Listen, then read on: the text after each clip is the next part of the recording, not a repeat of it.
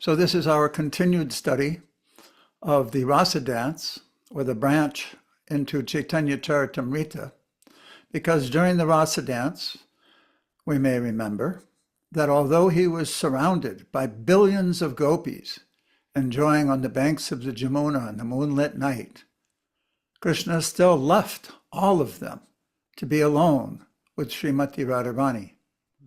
The question is asked, why?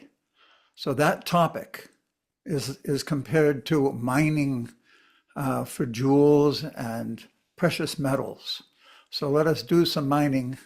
And if you get some of the jewels or precious metal, you can keep it very tightly within the treasure house of your heart, which will take you to a much better place in your next life. We are reading from the Chaitanya Charitamrita, Adi Leela, chapter 4.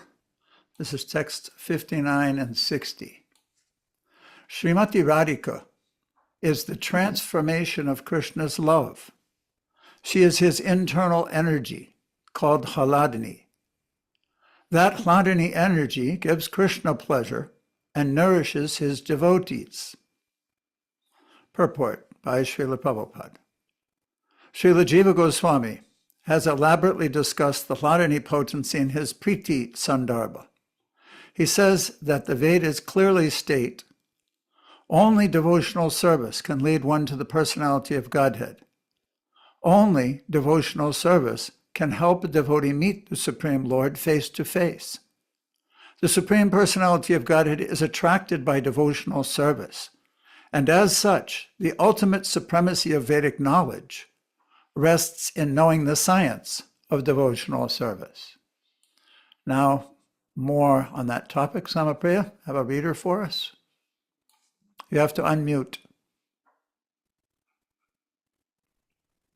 Hare Krishna, everyone. Nice to see you exalted devotees here again. Bahushra, would you like to continue for us? What is the particular attraction that makes the Supreme Lord enthusiastic to accept devotional service, and what is the nature of such service? The Vedic scriptures inform us that the Supreme Personality of Godhead, the Absolute Truth, is self-sufficient, and that Maya nescience can never influence him at all. As such, the potency that overcomes the Supreme must be purely spiritual. Such a potency cannot be anything of the material manifestation. The bliss enjoyed by the Supreme Personality of Godhead cannot be of material composition, like the impersonalist conception of the bliss of Brahman. Devotional service is reciprocation between two, and therefore it cannot be located simply within oneself. Therefore, the bliss of self-realization, Brahmananda, cannot be equated with, can you raise it? Mm-hmm. A devotional service. So give us a little... Can I ask a question? Sure. That has to do with that, what you read. What do you think about approaching the Lord materially? Is there a difference? Even that's auspicious, because at least you're approaching the right source. Right. And then according as you, because Krishna reciprocates, he's not like a king that you can't even approach, because he's in your heart as Paramatma, and automatically he'll reciprocate. Prabhupada said, if you take one step towards him, he'll take 10 steps towards you. I see. But is there a difference approaching him spiritually and materially? Oh, of course. Because spiritually, then you just want to serve. You want to do service. You want to, you're going to surrender your time and your energy, compared to where someone who's materially, it's always me, me, me. This is for me. I want this benefit. I want this. I want that. You know, and it's just all material. There's a particular foundation which is being built here. So the question is being raised, what is the particular attraction that makes the Supreme Lord enthusiastic to accept devotional service? So speak a little bit on that. So when a devotee is actually reciprocating in a heartfelt way, Krishna likes to imbue that devotee with more intensity. Just like the Ladini Shakti, sometimes devotees just think only Radharani has Ladini Shakti. But that Ladini Shakti is benedicted to the devotee by Srimati Radharani, by Krishna, mostly by Srimati Radharani, if the desire is pure, at least headed in that direction. And in that way, the devotee becomes inspired and enlivened by little drops of Ladini Shakti to help that devotee along. Because Srimati Radharani, without her mercy, without her guidance, well, the gurus, of course, it's the guru is giving us all these things. But our goal is to link up with Srimati Radharani's mercy through the guru. Mhm. Okay, very good. Anything else? Well, it goes on and on. Oh, it goes on. And we're going to go on and on now, eternally. But let's start with this. Okay. Acharya, would you like to continue? Hare Krishna.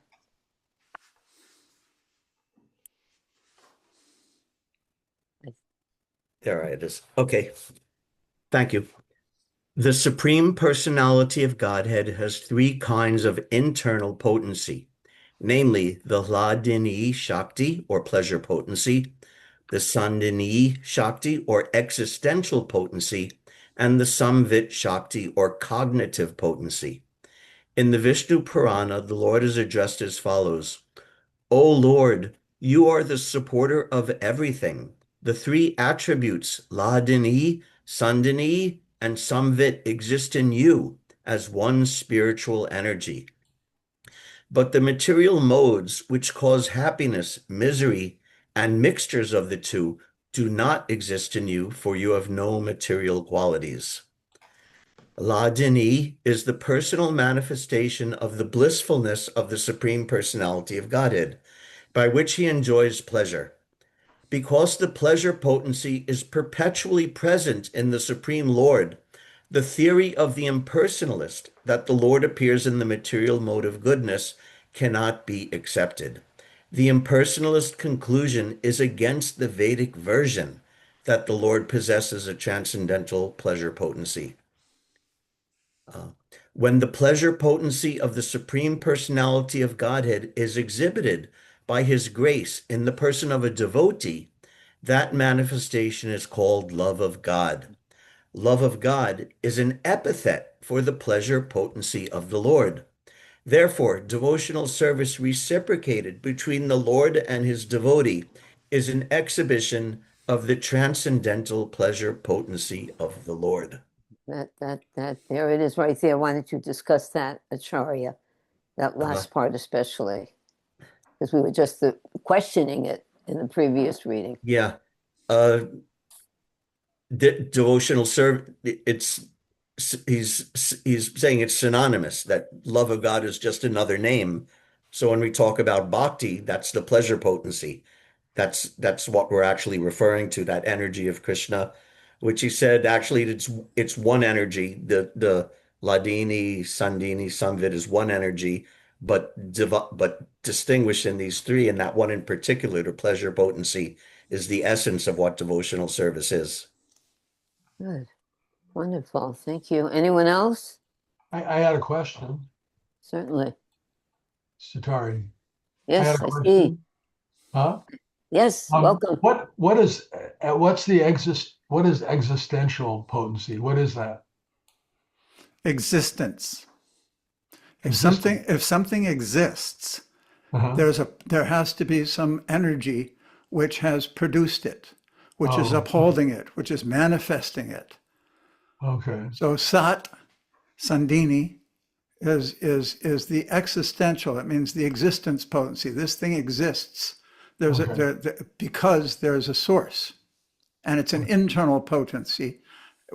What we'll read later, that when these three internal potencies come in contact with the material modes of nature, or come in contact with the material energy, they produce the modes of material nature. And we see how that manifests in this material world with so much variety, which is actually a perverted reflection of the actual reality in the spiritual world.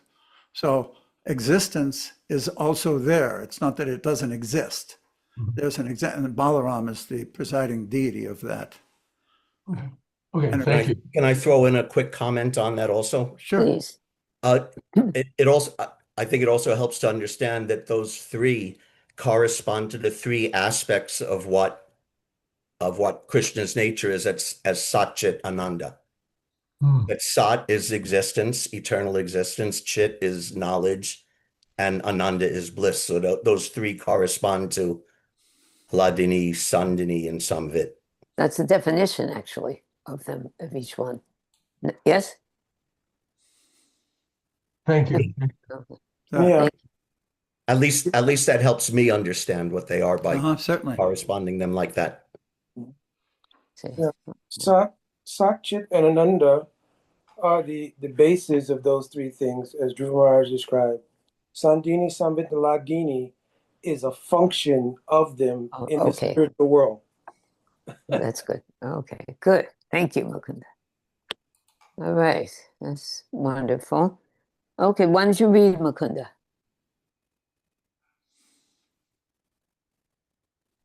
Had to unmute there. Okay, starting with the potency. Yes. Yeah. The potency of the Supreme Personality of Godhead that always enriches him with transcendental bliss is not material, but the Shankarites have accepted it as such because they are ignorant of the identity of the Supreme Lord and his pleasure potency.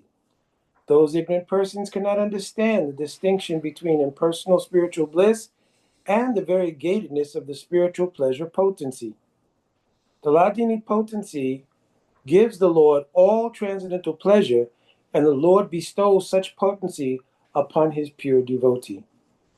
Well, that's beautiful. Okay, explain that. It's very similar to what Prabhuji mentioned earlier, that actually the guru becomes imbued, or the sadhu, pure sadhu, becomes imbued with that potency, because in Madhurya Khandamini it mentions that the Lord does not directly give love of God to the jiva, but it comes through the pure devotee. So it's mentioned there. What is this verse? It mentions Parama Swatantra Bhagavad Bhakta Jata Kripa Mangalodaya. This is in Madhurya Khandamini.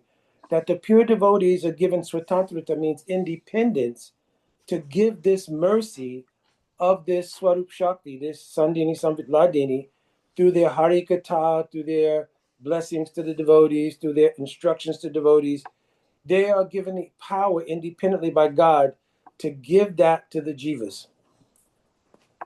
Wonderful. Okay. There's a point I want to cover before we go on or discuss and churn, that those who are ignorant persons cannot understand the distinction between impersonal spiritual bliss and the variegatedness of spiritual pleasure potency. So anybody want to comment on variegatedness of the spiritual potency? Because although we hear about it constantly, and we may think that we have a good handle on it, many people still have this concept that spiritual means it's all one. It's kind of like all oneness. There's not a lot of variety in it because it's all one big inconceivable existence. Well, one thing is that there are so many devotees, and everyone has a different feeling and relationship and attraction. Good example. That would be one aspect of One enormous manifestation of variety. it. A good example of it. Manifestation of variety. Excellent. Bhusha, did you want to? Well, Maharaj, I think Maharaj was first. Oh, Maharaj, I'm sorry. What would you like to say? In that regard, I mean, it's comparing the impersonalist conclusion is what? It's all one, and there's no variegatedness there. And so in Goloka, right, there's persons, there's unlimited people, there's unlimited, there's various rasas, and there's unlimited different kinds of pastimes. So that's the variegatedness. Very good. Exactly. You guess? Is there something wrong? No, nothing's wrong. That was right. Okay, Bhusha. So the Shankarites, the impersonalists, they come up with this idea of Saguna Brahman. So they say that all this variegatedness and devotional service and Krishna appearing on this earth is just all Saguna Brahman. But in the Vedas, there is no Saguna Brahman. You see that their follower, it's a concoction that they make up to make it sound as though any type of enjoyment or a variegatedness of the soul is Maya. But actually, the thing is that that's the function of the soul, is to be active. Prabhupada said, if you go into a room, how long can you stay in a room? So it's just like when they're in the Brahman effulgence, they're there in some bliss, but the bliss of the variegatedness that the devotee experiences is just, it's unlimited. It just keeps expanding unlimitedly. So the impersonalists have no idea how far it goes, how far the bliss can go. They're just only interested in their own selfish Brahman realization, compared to when the devotee turns around and says, well, there's three aspects of Brahman. Brahmete Paramatmete Bhagavaniti Shabhyate. That for me, that verse actually helped me pierce into the understanding of variety and oneness, which sounds contradictory, but it's not at all contradictory. Vedanti tat vavidas tatvam yajnanam advayam. Advayam means it's one. Brahmeti Paramatmeti Bhagavaniti Sabdyate means that it has three features. For example, if a whole bunch of people are in a temple room, we can say that they're all one. They're all in the room. There's all the devotees in there. They're all one. But simultaneously, there are individuals within that room. And if you look at it from that point of view, they're all individual. So there's variety in the oneness simultaneously. And that helped me kind of like follow what spiritual variegatedness really means. It is a feature of spirit that it is variegatedness, but it's also one, depending on how you approach it, how you interact with it, how you think of it, how you interact with it. Okay. Mukunda has something, and Acharya, I want you to explain all the things you've been writing, but I have a question. Can we say Brahman, Paramatma, and Bhagavan are equated with Hladini and Samvit and Sandini? No, yeah, no, we can't. don't think so. No. Okay, Mukunda. Yeah, so actually realizations come on different levels. So being free from the material world without having established a relationship in transcendence is called Atma Ananda. And Jiva Goswami mentions in Paramatma Sandarbha, the feature of this Atma Ananda is called Dukkha Pratiyogita. It means you're just free from misery. But the nature of bliss has not become mature, developed. When a person enters Brahman, they experience Brahma Ananda, which is one of the features that Dhruva Maharaj just mentioned. They experience a very high level of bliss, actually, but only when it's compared to the bliss of the personal service of the Lord does it appear like Moksha Lagutakrit, then it appears very meager. Not even a drop. Yeah, like even a drop. But in comparison to suffering in the material world, it's very exalted. One thing I had never realized until I think it was 8 or 9 years ago, I was reading Brihad Bhagavatamrita.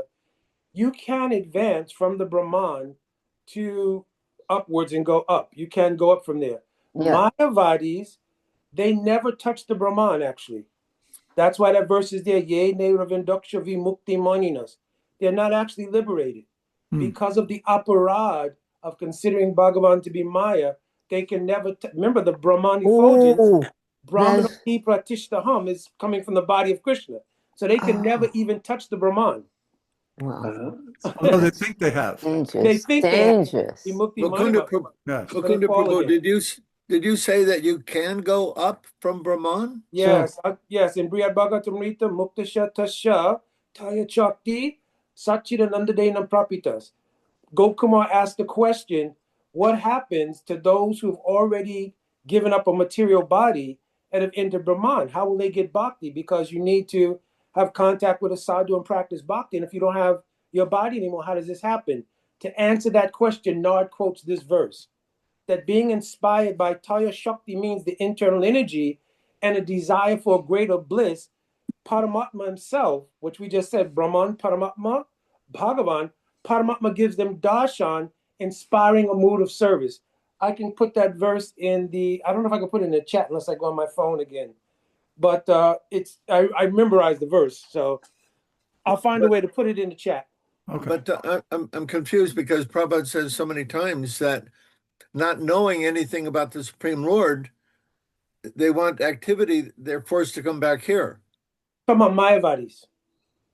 Mayavadis, Brahmavadis are two different things. Like Ah, four Kumaras were okay. Brahmavadi. Shukadev Goswami was Brahmavad.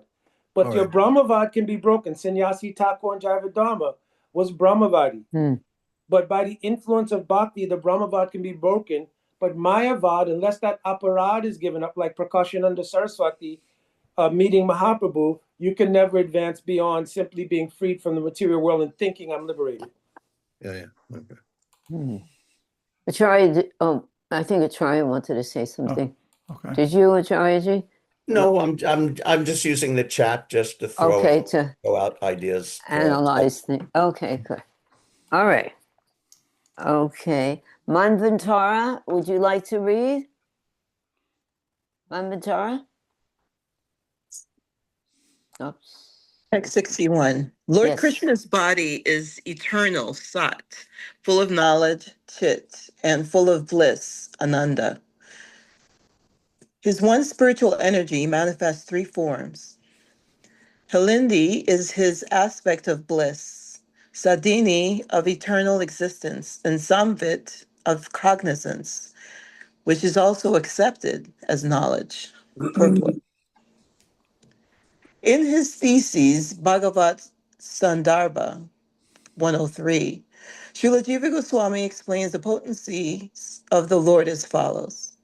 The transcendental potency of the Supreme Personality of Godhead, by which he maintains his existence, is called Sandini.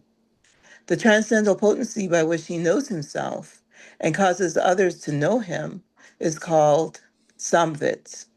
The transcendental potency by which he possesses transcendental bliss and causes his devotees to have bliss is called Halindini. Hladini. Ladini. Hladini. Ladini. Sama, do you want to have another person read or have her keep reading? We should read the purport and then talk. Oh, okay. Well, you can go on, Manvantara. Would you Because like when to I make it, continue? I don't know how many people are going to be reading. Okay. Manvantara, go on.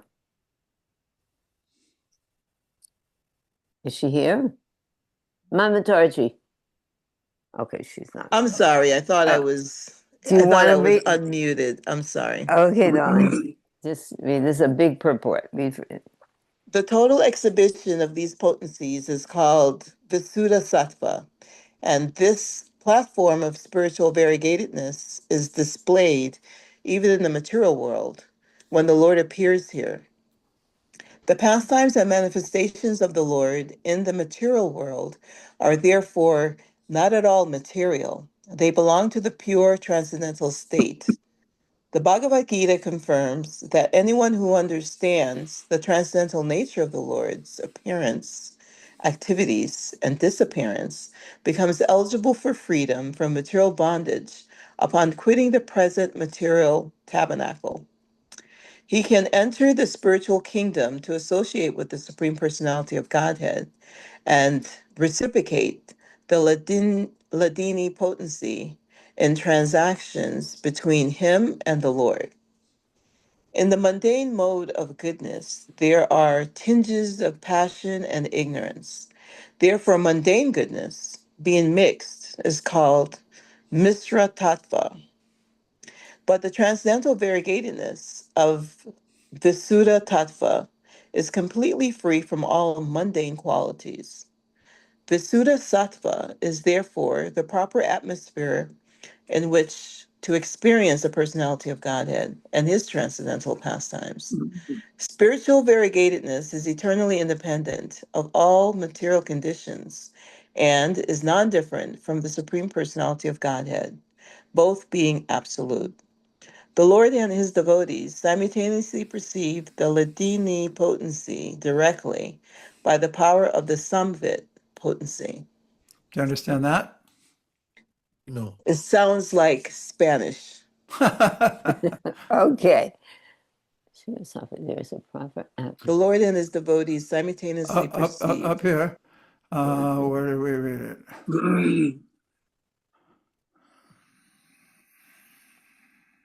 Maybe it wasn't even in the one before. Well, Here, yes. This right Thank you. here. Read The that again. transcendental potency of the Supreme Personality of Godhead, by which he maintains his existence, is called Sandini. Okay, The so that's transcendental, that's the same as Sat. Sandini okay. and Sat, its existence. hmm Go ahead. The transcendental potency by which he knows himself and causes others to know him is called Samvit. Now, read the last sentence you just read here. The Lord and his devotees simultaneously perceive the Landini potency directly by the power of the Samvit potency. Did you get the connection? What's up? It says it's- What is it again here? The transcendental potency by which he knows himself and cause others to know him is called Samvit. Okay. Do you follow that logic? okay, I don't follow it. It's knowledge. And, Okay, knowledge- cognizance, awareness, understanding. The potency by which someone understands him is called Sambit. Yeah. Yes, Sambit. Now down here, we can't get mixed up. The Lord and the devotees simultaneously perceive the Hladini potency directly by the power of Sambit Oh, potency. yeah. In other words, you're perceiving that you're experiencing pleasure, not by the pleasure itself, but by having the awareness that you're experiencing it, which is Sambit. That doesn't sound like really experiencing the pleasure. Oh, certainly it does. That's why Radharani, if you remember back in the Prema Samputa, she was saying that this love exists in the heart, but if you try to analyze it, then it dissipates. Mm. Well, wouldn't analyzing it be under the Sambit. Samvit? Yes, but therefore- but also knowing it and experiencing it. It's a mixture of the two. Yeah, it is a mixture of the two. It's hard to separate them. Anyone else should have something to say Acharya about has it? his hand up. Acharyaji. I just wanted to say that we shouldn't confuse the Samvit potency with like ordinary mundane intellectual activity. Oh, good. It's a different type of thing. It's kind of knowledge or real. Even ordinarily we talk about gyan and vigyan. So it's more than just that. Oh, I understand, or I think about it, or I so-called understand it. It's a kind of realization that Krishna gives, that Krishna bestows. Very nice. Very good. So that comes through the spiritual energy rather than mundane knowledge coming through the material energy. Exactly. Yes. Okay, dokie. Hmm. Okay, Well- anyone else? Yeah. There's one thing is that it's very wonderful that we have these Vedic literatures available. You know how Srila Prabhupada has presented everything with his purports for us to be able to understand. Because otherwise, it would be hard to grasp all these different things if it was just mentally talking. But here it is on paper. We're able to see it, and Vyasadeva was aware of that. That we would be very short-sighted. So the thing is, it's very wonderful that this is available like this. We can never pay back the spiritual master. Very nice point. And How he can was- we even come? What? He was so empowered that he could explain such esoteric, complex, high philosophy in a very understandable way to people who had not been educated in it. Hey, It's Krishna. astounding. Jai Srila Prabhupada. Okay. Nice. All right, let's go on with Dhaneshwar Maharaj. Would you like to read? Sure. Thank you. The material modes of nature control the conditioned souls, but the Supreme Personality of Godhead is never influenced by these modes, as all Vedic literature directly and indirectly corroborates. Lord Krishna himself says in the 11th canto of the Srimad Bhagavatam, 11:25-12, Sattvam Rajas Tama iti guna jivasya naivame.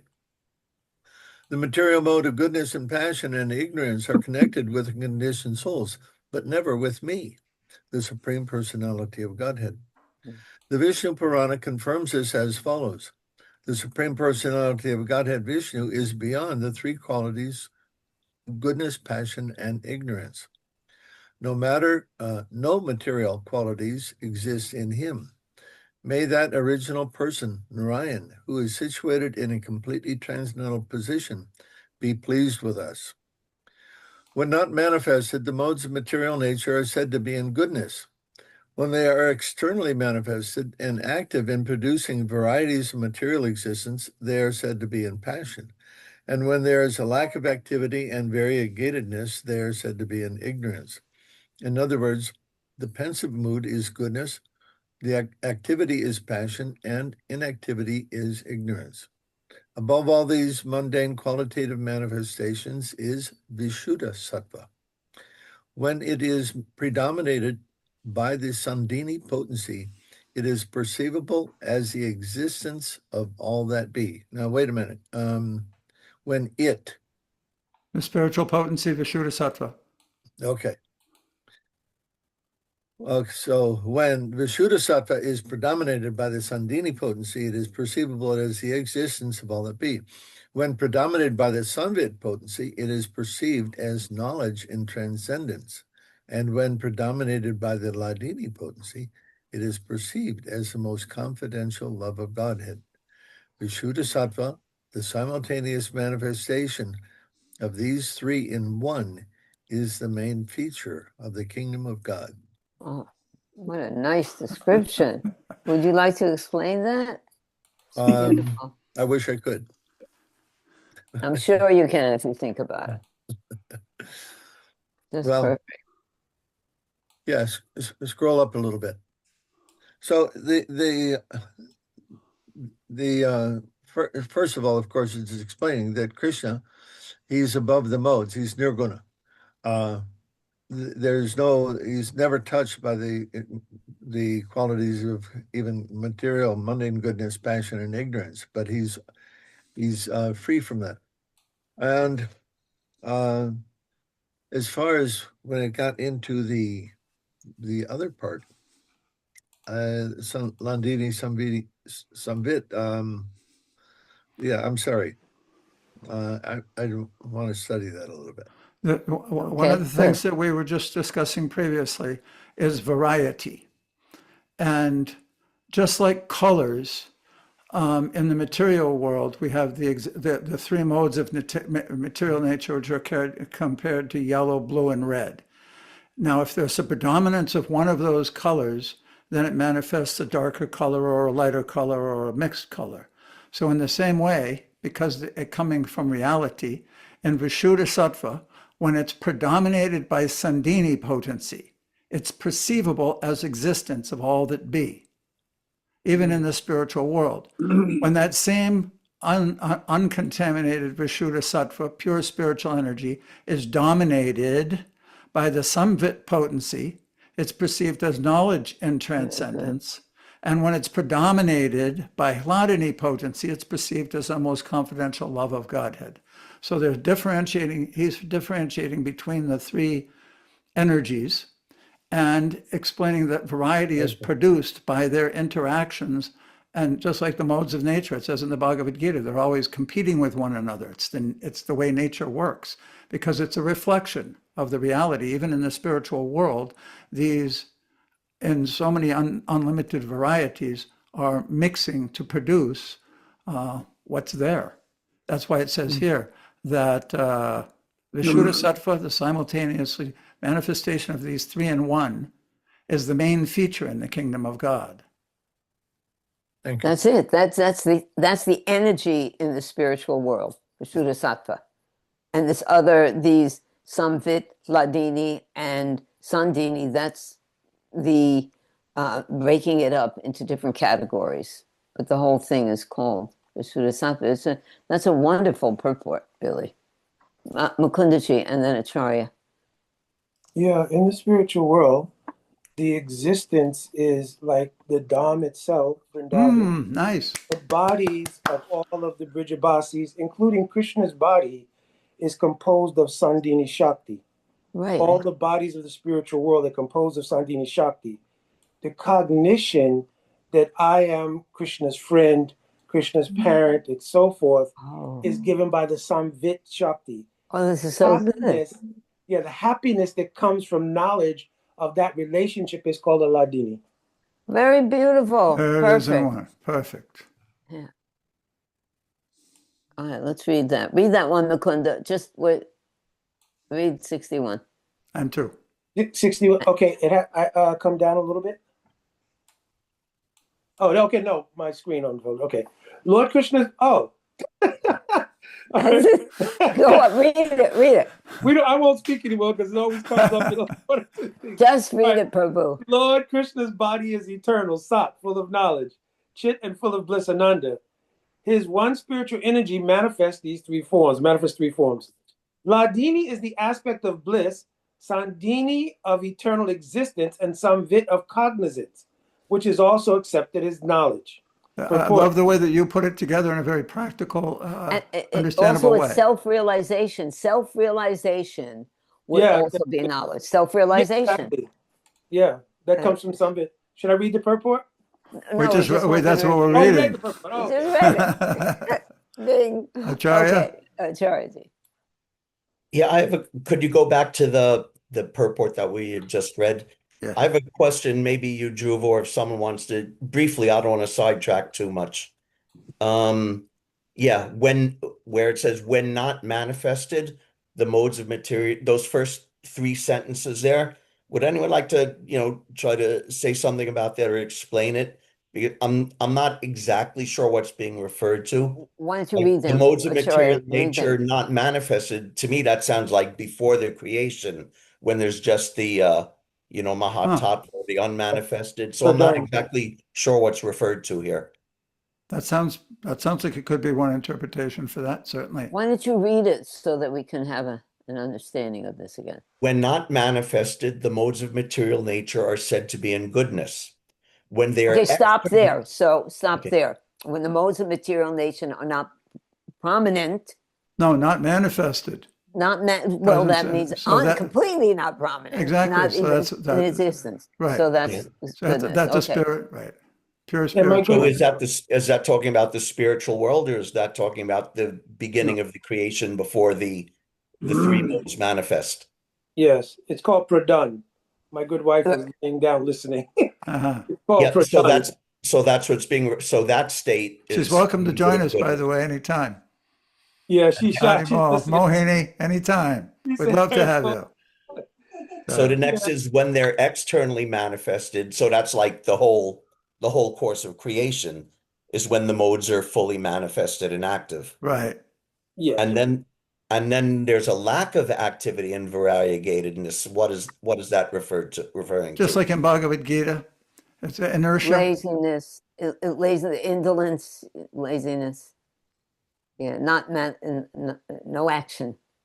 But not no action in a spiritual way. No action. Well, it's not saying not just a lack of activity, but a lack of variegatedness, which almost seems to be saying like the modes are not again not differentiated, or maybe I'm poking too much or Yeah, in the beginning of or creation, picking it apart too much. in the beginning of creation, before Mahavishnu glances, there is the Pradhan. So it's the unmanifested, unvariegated Yeah, form. that part I understand. Then the Mahatattva comes. Then he glances, that Mahatattva becomes activated by Kal Shakti, time. And then And the that- modes manifest. Then the modes manifest. And then What's the third state? the third state is the engineering by Lord Brahma. He starts creating all the varieties of stuff. Go No, back. but that's not the that's not the the question. first The piece question described now, in this Mukunda, verse. is what is this? What is this definition of ignorance? When there is a lack of activity and variegatedness. Samapriya, what she said was correct. What Samapriya said was correct. Inertia, Inertia laziness, is the state of the mode of ignorance. Yeah. inactivity. There's no Okay, it desire just to. seem- it There's just no seems not desire very to act. distinct. I think we should Move let on. it. Yeah. Okay. Leave it at that. Yeah. Okay.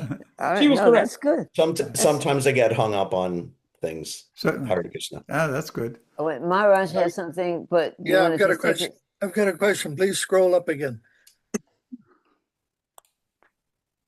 So when not manifested, the modes of material nature are said to be in goodness. So this gives the impression that there is no mode of goodness that's active by itself.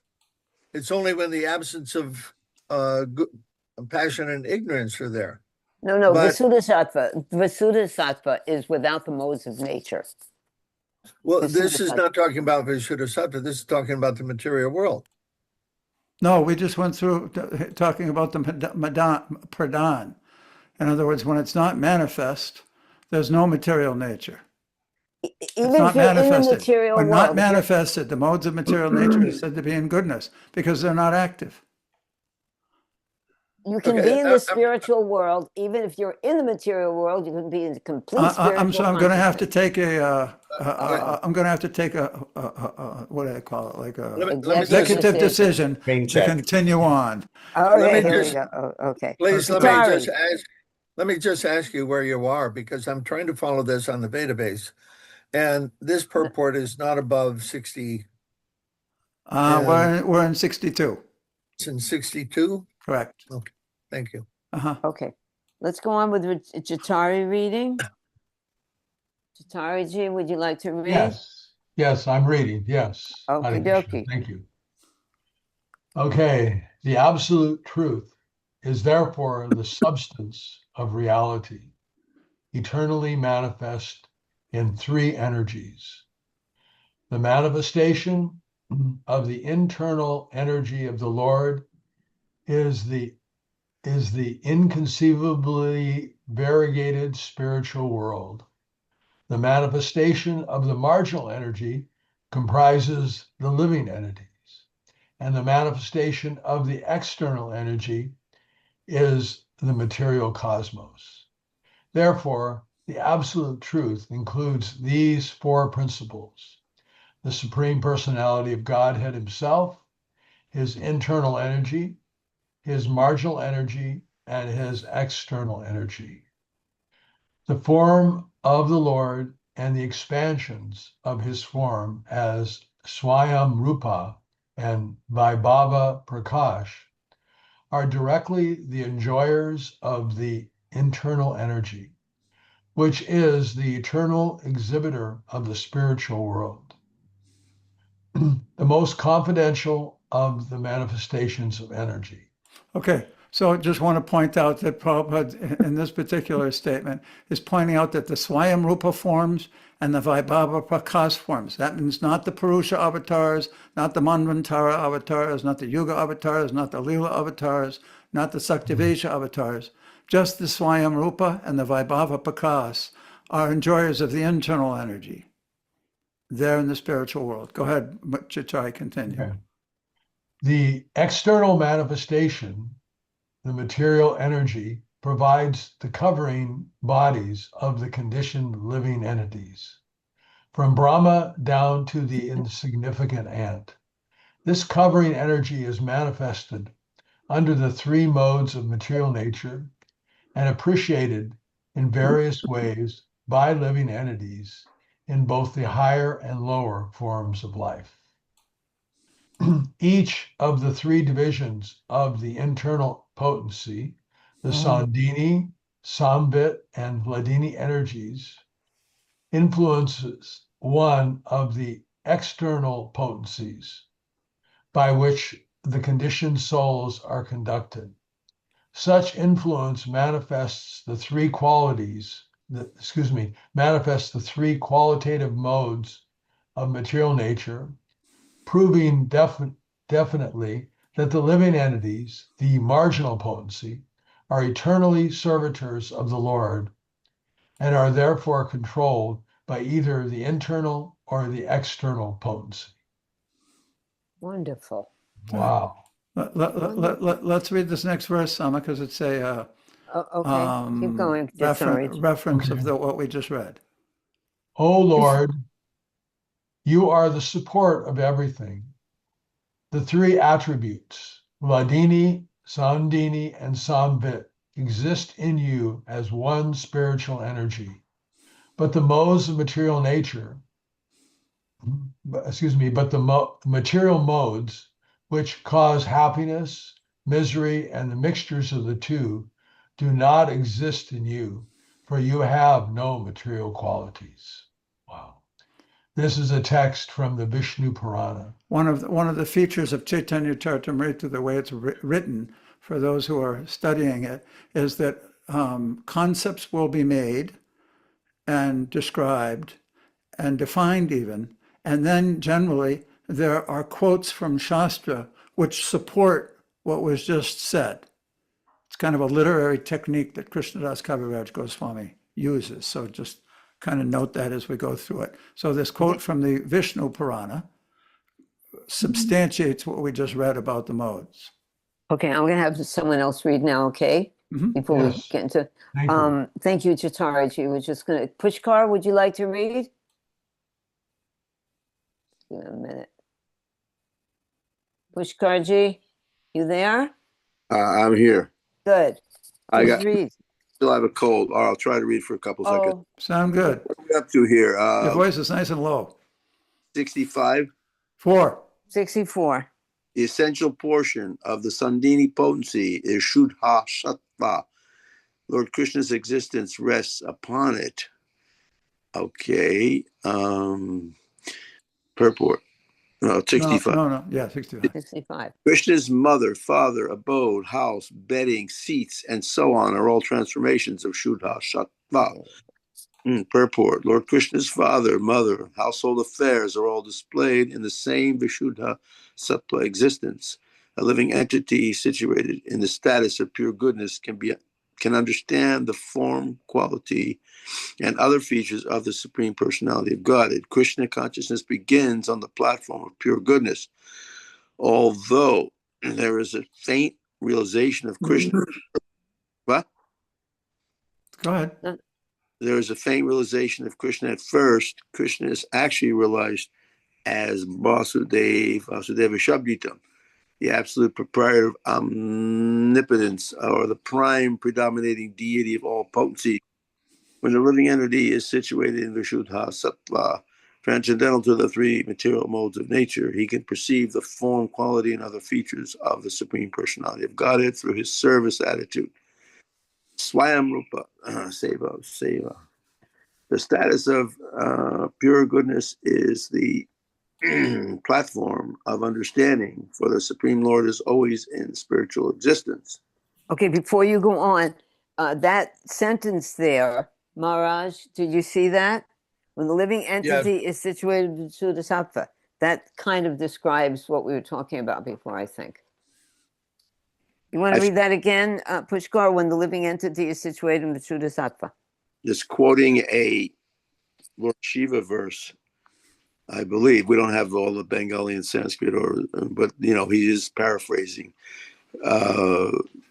This Tattvam Vishuddham Vasudeva Shabditam verse from the story of Daksha arena, where Lord Shiva did not stand.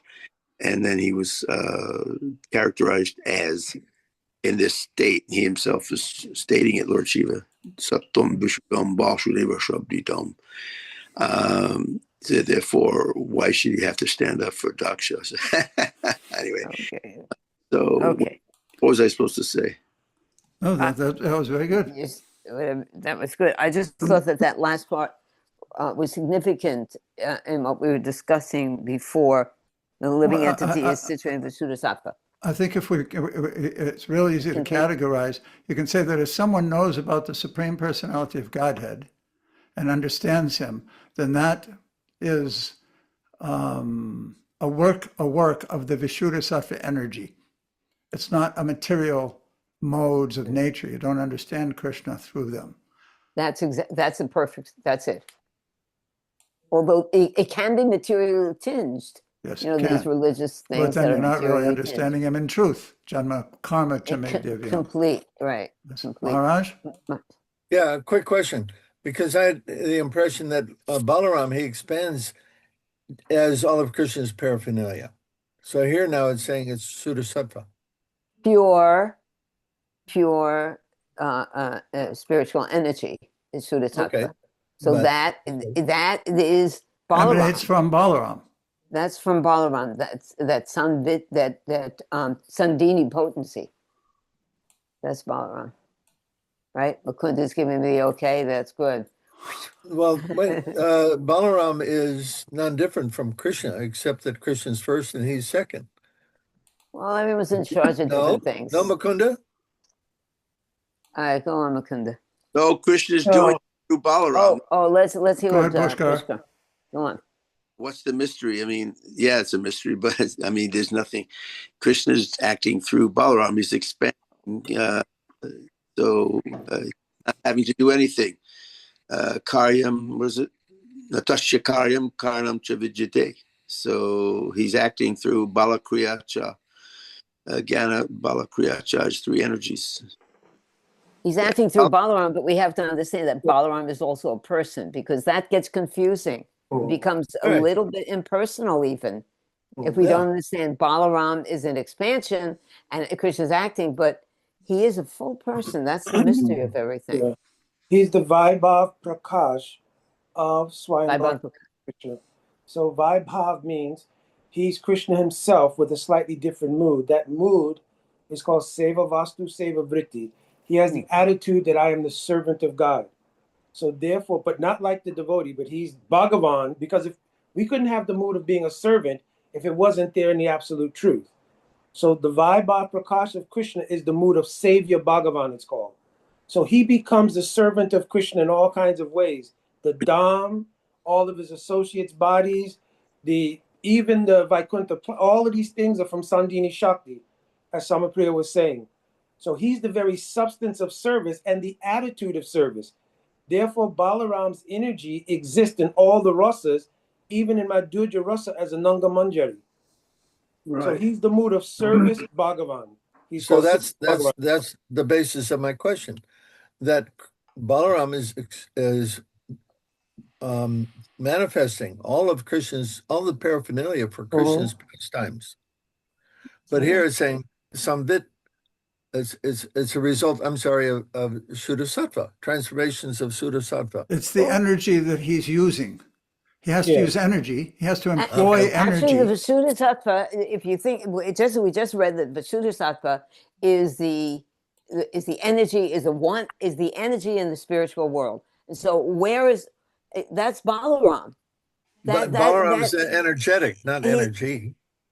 No, he uses the energy. He employs it. He uses, okay. He has desire. But He has It desire. comes from him. He is the energy, and he is the energy, and he is the energetic. But he is also that energy of servitor, of facilitating all of these things. He is the Vishuddha Sattva. Balaram, am I correct? For example, Anantasesha. Yes. It's Yes. Balaram Yes. That's in Balaram. a functional form to do some seva. Yes. Right. But how So- about the overall Vishuddha Sattva? Could you say that's Balaram? No, Suddha Sattva means those 3 energies are called Suddha Sattva. Those energies are not mixed with anything in the material world. That's them as a whole. Right. They're called Suddha Sattva. So is that Krishna or Balaram? No, that's the energy. Samvit, Ladini, and Sandini are called Suddha Sattva.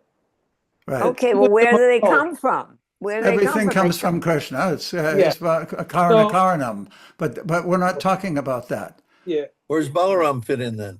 Dhruva Maharaj told earlier, he's the predominating deity of Sandini, existence in the spiritual world. Krishna is the predominating deity of Samvit, cognition. Radha is the predominating deity of Aladini. Yes. So And these were things, Sam, we're getting a little late. These things will be further we're explained. eternally discussing these transcendental topics. Okie dokie. Well, let's go back to Bahushra. Would you like to read Bahushra? Yeah. Krishna is always all spiritual. Wait a minute. Is that where we're at now? I think so. Yeah. Okay, yeah, go on. Krishna is always all spiritual. Aside from the parents of the personality of Godhead, all the other paraphernalia of his existence is also essentially a manifestation of Sandini Shakti, or a transformation of Vishuddha Sattva. Transformation. To make this more clear, it may be said that this Sandini Shakti of the internal potency maintains and manifests all the variegatedness of the spiritual world. In the kingdom of God, the Lord's servants and maidservants, his consorts, his father and mother, and everything else, are all transformations of the spiritual existence of Sandini Shakti. The existential Sandini Shakti in the external potency similarly expands all the variegatedness of the material cosmos, from which we can have a glimpse of the spiritual field. A perverted reflection, Yes. that's what Prabhupada always calls it. Okay. Okay, Next. should we just, Yeah. okay, Acharya? Text All right. 66. Good. The condition of pure goodness, Shuddha Sattva, in which the Supreme Personality of Godhead is revealed without any covering, is called Vasudeva. In that pure state, the Supreme Godhead, who is beyond the material senses and who is known as Vasudeva, is perceived by my mind. Oh, this is the verse Pushkar was talking about. Yes. Purport. This text from Srimad Bhagavatam 4.3.23, spoken by Lord Shiva, when he condemned Daksha, the father of Sati, as an opponent of Vishnu, confirms beyond a doubt that Lord Krishna, his name, his fame, his qualities, and everything in connection with his paraphernalia exist in the Sandini Shakti of the Lord's internal potency. Okay, so that's Sandini. Now let's read about Sambit, Sama. Okay, Faye, you want to read? Faye? Hare Krishna, Hare Mataji. Krishna, sweetie, why don't you read? I'm unable to read tonight. Oh, okay, no problem. Mukunda? Yeah, starting at, okay, let me just let my screen widen out again. There we go. The essence of the Samvit potency is knowledge that the Supreme Personality of Godhead is Lord Krishna. All other kinds of knowledge, such as knowledge of Brahman, are its components. Purport. The activities of the Samvit Shakti produce the effect of cognition. Both the Lord and the living entities are cognizant. Sri Krishna, as the Supreme Personality of Godhead, has full knowledge of everything, everywhere, and therefore there are no hindrances to his cognition. He can have knowledge merely by glancing over an object, whereas innumerable impediments block the cognition of ordinary living beings. The cognition of the living beings has three divisions: direct knowledge, indirect knowledge, and perverted knowledge. Sense perception of material objects by the mundane senses, such as the eye, ear, nose, and hand, always produce definitively perverted knowledge.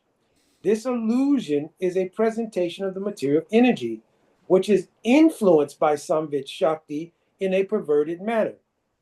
Negative cognition of an object beyond the reach of sense perception is the way of indirect knowledge, which is not altogether imperfect, but which produces only fragmentary knowledge in the form of impersonal spiritual realization and monism. Why don't you explain that? Read it again if you want to. Negative cognition of an object beyond the reach of sense perception is a way of indirect knowledge. So it's like those who are trying to get out of the modes of material nature and direct material involvement. Their first contact is knowledge beyond direct sense perception, but it does not reveal the absolute truth, but only a partial manifestation of the absolute truth, which is more like impersonalism. Not this, not that. Not this, not that. That's negative cognition. Negative cognition. Okay, go Which ahead. is not altogether imperfect, because actually Right. it is a feature of Bhagavan. But when the Samvit factor of cognition is enlightened by the Hladini potency of the same internal energy, they work together, and only thus can one attain knowledge of the personality of Godhead. The Samvit Shakti should be maintained in that state. Material knowledge and indirect spiritual knowledge are byproducts of the Samvit Shakti by influence, by prabhav. Okay, Acharya, why didn't you read the rest, and then we can have this. Okay, so that was, previously we were discussing Sandini. Now, that was Samvit, and now the final purport that we're reading is Hladini. Go ahead. I just read. Shouldn't someone else read Oh, you instead just of me? read? Could I make one slight comment? Of course, Yes, Pushkar. please. Well, this last purport reminded me of a second canto verse, Padam Padam Vaishnavam Amananti Yaneti Netita Uchashikshava. I think it's maybe 7th chapter. It says the Vaishnavas Neti Neti. They also practice Neti Neti. They reject everything that is godless, and they only accept step by step. Vaishnavam, what did I just say? Vaishnavam Padam Padam. Every step they reject that which is not God consciousness. So they apply this principle of indirectly, and so they accept in their hearts only Krishna consciousness. So that's on the stage. Well, And actually, it's- nice. And that's what it said That's here. beautiful. It said, when the samvit factor of cognition, enlightened by the Hladini potency of the same internal energy, work together, then one can attain knowledge. The samvit shakti should be maintained in that state. That's what you're talking about. yeah. Wow. Perfect. That's beautiful. Okay, let's finish up with Dineshwar Maharaj. Would you like to read this last section? The the essence of the Hladini potency is love of God. The essence of love of God is emotion, bhava. And the ultimate development of emotion is mahabhava. Purport. The product of the Hladini Shakti is love of Godhead, which has two divisions, namely pure love of Godhead and adulterated love of Godhead. Only when the Hladini Shakti emanates from Sri Krishna is bestowed upon the living being to attract him, does the living being become a pure lover of God. But when the same Hladini Shakti is adulterated by the external material energy and emanates from the living being, it does not attract Krishna. On the contrary, the living being becomes attracted by the glamour of the material energy. At that time, instead of becoming mad with love of Godhead, the living being becomes mad after material sense enjoyment. And because of his association with the qualitative modes of material nature, he is captivated by its interactions of distressful, unhappy feelings. This purport is extremely important. This defines the whole thing. This shows us how we develop love of God as it is bestowed upon the living entity by Krishna himself. Even though the Hladini Shakti is Srimati Radharani, it is bestowed upon by Krishna. Right? Yes, there is Prasade by nothing, Bhakti Lata Bij. What? there's nothing that we can do to earn that. We have to actually please Krishna by our service, and then he will bestow that love. Exactly. Yeah. Which is the exact opposite of this. When the Hladini Shakti is adulterated by external material energy and emanates from the living being, it does not attract Krishna. What does that mean? When the Hladini Shakti is adulterated and emanates from the living being, what's the famous line? That means I that want means to when be the enjoyer. yeah. That's I what want was to just I saying. want to enjoy. This is pleasure. The pleasure potency is for me. I want to enjoy it. Okay. At that Pushkar? moment, Yeah. go ahead. Pushkar. Kartaham, that third chapter in the Gita, verse, famous verse, Prakriti Kriyamanani Gunai Gunai. Yeah, like that. But I found the second canto verse is 2218, which is a great verse. I mean, I don't know any that aren't, but some of them are greater than. If that one was applicable to what we were talking about. And you have it? Go ahead. And listen, Read the verse. the transcendentalists desire to avoid everything godless, for they know that supreme situation in which everything is related with the Supreme Lord Vishnu. Therefore, a pure devotee who is in absolute harmony with the Lord does not create perplexities, but worships the lotus feet of the Lord at every moment, taking them into his heart. So that's the application of that principle. Wow, that's pure. Only in touch with Visuddha Sattva. Wow. And then in the purport, Prabhupada's talking like in the Gita, Madhama, my abode is mentioned several times. And according to the version of the personality of Godhead, Krishna, there exists the unlimited spiritual sky wherein the planets are called Vaikuntha, or the abode of the personality of Godhead. And that sky, which is far, far beyond the material sky, it's sevenfold coverings. There's no need of sun or moon. There's no necessity of electric illumination because the planets are self-illuminating, more brilliant than the material suns. Pure devotees of the Lord are absolutely in harmony with the personality of Godhead. In other words, they always think of the Lord as their only dependable friend and well-wisher. They don't care for any mundane creature up to the status of Brahma, Only they can definitely have a clear vision of the planets. Only they can. Okay. Yeah. Wow. Thank you. Full, Mukunda? full Oh, I'm circle. sorry. Did you want to say something else? Pushkar, you No, read? I That's can- it? Whole purport is pretty big, but I'm not going to. Okay, don't. You sounded like you was training. No, my voice is bad, but the Bhagavatam's good. Good medicine.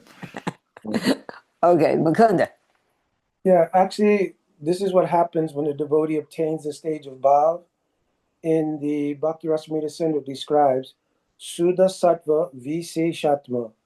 Ladini and Samvit, they mix together, and like a small ray of the sun of Prem enters into the chitta or consciousness of the jiva, and it melts the heart so that the ruchi, the taste they had for serving, becomes one with Samvit and Ladini, and that's what reveals the actual swarup of the jiva. This is all the nectar of Wow. devotion, Bhakti Rasamrita Sindhu. Beautiful. Shatma. Prem Siyang Samyabha, Ruchi Bis Chitta Maslina, Kura Soba Uchite. That's it. And then it mentions a couple of verses later, Vibhuya Manovritam, Vrajayate Tatsarupatam. When it descends, it takes over the functions of your chitta. Like the modes of nature control your chitta. Oh, beautiful. Influence. When Suddha Sattva descends, it takes over the functions of the chitta. Wow. So smooth. Oh, my goodness. Hare Krishna. So now we've come up to the point of understanding the internal potency, its three features of Sat, Chit, and Ananda, Sandini, Samvit, and Hladini, ending with Hladini. So let's leave there, because next meeting we'll start to go into that Hladini manifestation and more descript in that particular way, that particular Goodness. topic. The pleasure potency. Anyone else want to say anything before we conclude? This has been a real wonderful Sangha. Anyone else? Pati? No? Good? Okay, the Zoom user. Manvantara? Manvantara. I was just wondering if with these potencies that we're reading about, it's, at least for me, it's hard to write out, trying to explain to help myself with the realization and like contributing to the forum. Mhm. And I'm wondering, is it all those things that we read about that's blocking the intellect or something, that you can't really receive the knowledge or something? Like hearing it, I'm hearing and I'm reading and but it's hard to write and realize it. I don't know if that's even making any sense. What? Well, it's a deep subject matter, Manvantara. It's very, very deep, and you have to chant consciously. And I'm Prabhupada also said- thinking, Manvantara, because we've been together for years, that you're in a different environment now. You were so steady and focused when you had your very organized program in your own space, and now you're up in Gitanagari. I would imagine that there's some different writing. That's why people go on writing retreats, because it necessitates a different kind of attention than simply trying to sit down and write an email or a text. I'm just guessing because I really don't know your circumstances. Yeah, I think you're right. I think you're absolutely right. Thank you. Okay. Well, I didn't know you moved all the way up there. Did you? Did you move up there? Well, I'm here. I'm leaving at the end of March, but yeah, I think that's actually very, very correct, And you'll come back here. You'll come back Yes, here at yes, the end. yes. Okay. Yes. Yeah. Okay, so see everybody on Saturday. Hope so. We'll post the new lesson on the course materials tomorrow. Thank you very much, everyone. What a And wonderful- Mukunda, Thank you you're for your going to try to association. post. What's you're gonna that? Try to post that. Oh yeah, Mukunda, can you put that in the forum? Or if you Or put, send it to you, Patty. Yeah, Let send him it. send it to you, and What then I you put can in the post. chat? well, we can't, the chat doesn't I'm really saying, show up. what are you asking me to send? What I put in the chat? Or the verses from Bhakti Rasamrita Sindhu? What are you asking me to send? Verses, verse from the Brihad Bhagavatamrita. Okay, I'll send There you it to Dhruva. You want me to send it to Yes. you and you can Yeah, post it? send it to him so he'll post it. Yes. Okay. All right. Okay. Jai. Panchakopa Panchakopa Tubhyascha Kripa Kripa Sindhu Eva Kirtanam Bhavanebhyo Vaishnavebhyo. Thank you. Hare Krishna. Jai Thank Srila you. Prabhupada.